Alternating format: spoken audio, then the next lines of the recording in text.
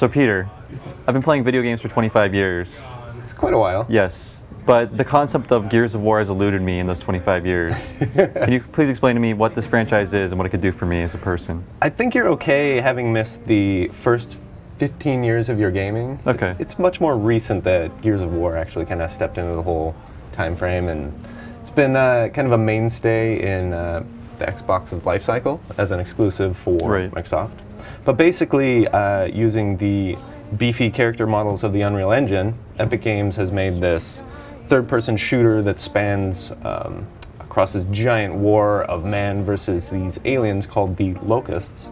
And it's spanned 2 games so far, and as you may have heard, we're already at a 3rd one, which will be coming out next month. Okay.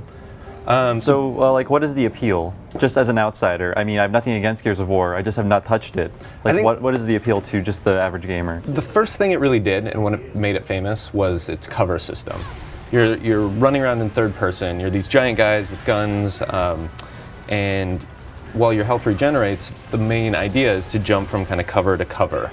So you have this ability to kind of shuffle up to cover and hide behind it, and you can shoot over it blindly or pop up and aim and that kind of thing. And it was one of the first games, one of the early games to really use that system very, very well. Okay, so basically any game with a cover system now is kind of cribbing from Gears of War in a way. More or less. I mean, I can't say for certain. I don't know that it defined that aspect of gaming, but it was the first one that hit huge sales numbers and made it wildly popular to use a system like that. Okay. So what can you tell me about Gears of War 3? What is that bringing to the table as far as a sequel? Well, it's been kind of building through a trilogy of these characters that we've seen from 1, 2, and now into this last one. I'm going to interrupt you. Can you be honest? Is this a story worth telling in 3 parts, or even worth paying attention to? Because I know there are novels, and there's a lot of, I don't know, people seem to be aware of this story that I really don't understand or know where it comes I don't from. feel like I'm in the whole canon of the series. I couldn't break down an encyclopedic Dickensian way of describing this epic tale that they've been telling so far.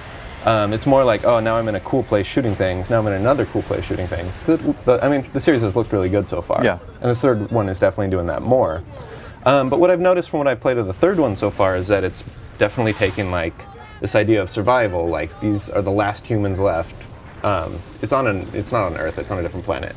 But fighting against these aliens, and it's very bleak in the last one. So I am curious to an extent. I wouldn't say I like the series for its story more than other aspects, but I am curious to see how it all wraps up. So go ahead. I was just going to say, the last one kind of ended on a big, dramatic arc of, their whole capital city sinking and the sacrifices the humans have made so far. Okay. So for someone who's new to the series like me, would you recommend I start at the beginning or just play the 3rd one, because it's probably going to be the best? I think if you're not interested in learning the whole story, you can probably jump right into the 3rd one. Okay. Because from everything I've played and seen so far, it is the best so far. Awesome.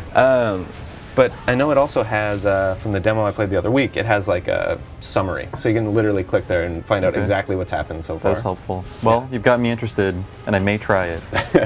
I mean, the new one, I think the kicker is, too, it's this whole new species of enemy, which is these radiated versions of the enemies from the first 2 called Lambent.